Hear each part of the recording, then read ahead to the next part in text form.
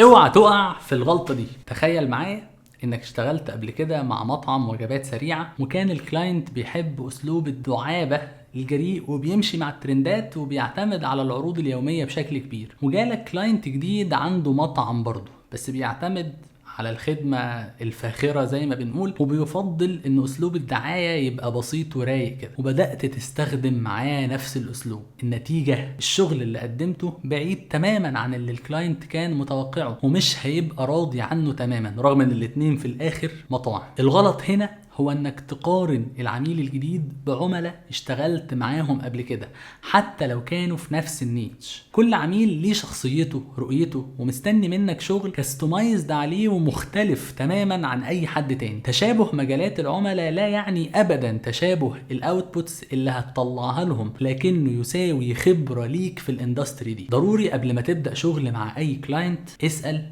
افهم، اعرف رؤيته وتوقعاته، ابدأ معاه قصة جديدة ليها طعمها وتحدياتها الخاصة. خد بالك من الكلام ده وانت بتاخد البريف، واشوفك في فيديو جديد.